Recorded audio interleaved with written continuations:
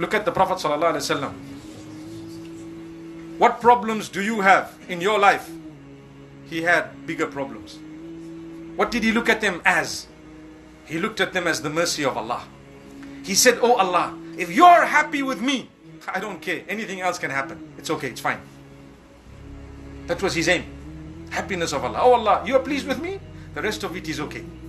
He lost his mother. He lost his father.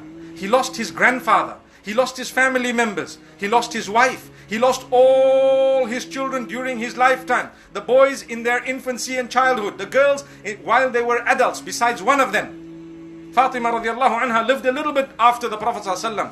He lost Khadija bint Khuwaylid radiallahu anha. This is only loss of life around him of the family members. Such that subhanallah, you know what? If it had happened to any one of us, we would think someone's doing black magic on our family. Yes. We would go and lose our iman trying to gain happiness. The Prophet ﷺ, they boycotted him and his companions for a few years. What did they do? It strengthened their iman. My brothers and sisters, I have good news for you. What is it? Good days are to come by the will of Allah.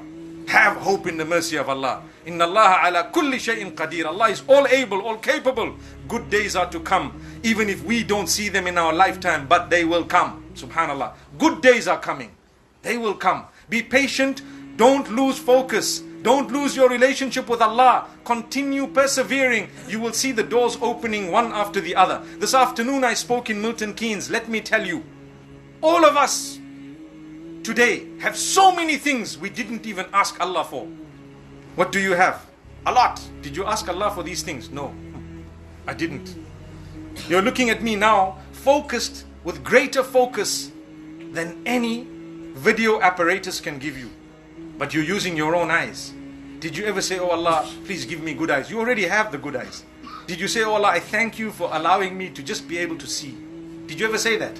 Many of us have never said that in our lives. Oh Allah, thank you for giving me ears. Oh Allah, thank you for giving me legs, I can walk.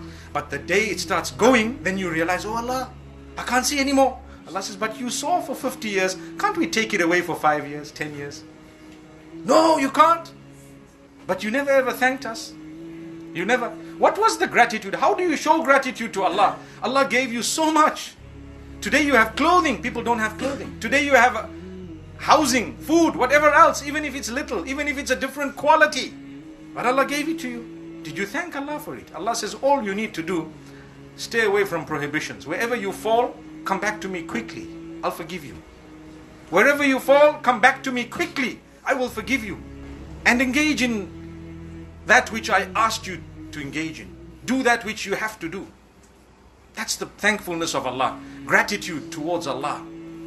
I must be grateful to Allah. When we're deceiving, stealing, pinching, committing sin, intoxicants, whatever else it may be, gambling, you know the abominations. You know them better than I do. If we're engaging in that, it's ingratitude. It's called ungratefulness. You're not grateful to Allah. Let's show gratitude to Allah. Tomorrow morning, Salatul Fajr, we must fulfill it at least. Fulfill it. Put your clock, get up. Wallahi, I tell you, your life will change. Your life will change. Don't you want your life to change? Don't you want goodness, happiness, success? What you have today, you did not have 20 years ago, but still you're complaining. And I've said this a lot. All of us, either you or your parents or grandparents, check their lives out.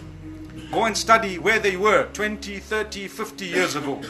And ask yourself, today, where am I? Wallahi, you are in a better position materially. Wallahi.